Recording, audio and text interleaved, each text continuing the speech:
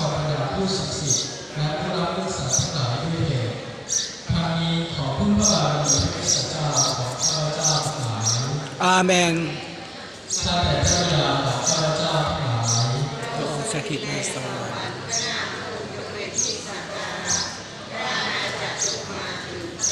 ทรงจงสำเร็จในแผ่นดินเหมือนในสวรรค์โปรดประทานอาหารประจำวันในวันนี้โปรดประทานอภัยแก่ข้าพเจ้า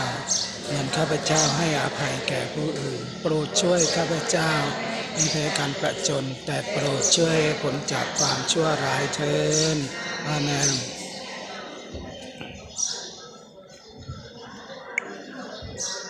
ก่อนที่เราจะเคลื่อนย้ายศพไปที่สุสานนะครับเพื่อ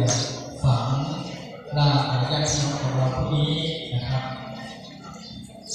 มีคนเคยถามบอกว่ามีเด็กคนหนึ่งถามว่าคุณพ่อครับพ่อผมไม่ได้ล้างบาปไม่ได้เป็นที่จะชนแล้วพ่อผมจะได้ไปอยู่ในสวรรค์ไหมนะครับแต่พ่อผมคนนี้บอกให้ผมไปวัดตลอดบอกให้ผมรักษาล้างบาปให้ผมเป็นที่จะชนรู้ที่ดีของพระแต่เขาไม่ได้ล้างบาปเขาตายไปเขาจะได้ไปสวรรค์ไหมถ้าเป็นพี่น้องจะตอบยังไงพี่น้องครับตามความเชื่อของคริสตชนสิ่งที่เราทำได้ถึงแม้เขาจะไม่ได้ล้างบาปให้เป็นคริสตชนแต่ความเชื่อของเราทำบุญที่สุดกุศลภาวนาให้ขอมิสาให้ทำบุญให้และที่สุดไม่ใช่เป็นคุณพ่อที่ตัดสินไม่ใช่เป็นเราที่ตัดสินแต่เป็นพระพิเจ้าองค์เดียวกันที่อยู่บนสวรรค์ดังนั้นที่สุดเราขอฝากดวงวิญญาณของพี่น้องเราวันนี้เป็นความรักและพระเมตตาในที่สุดที่สุดได้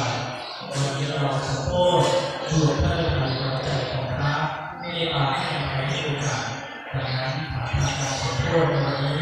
ขอพระเมตตาทรงพระเมตตาและรับบุญจากของญาติพี่น้องของเราผู้นี้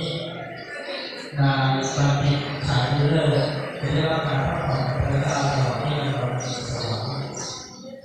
พระเจ้าสถิตกับท่านและสถิตกับท่านด้วยขอพระเจ้าผู้ทรงสันติภาพ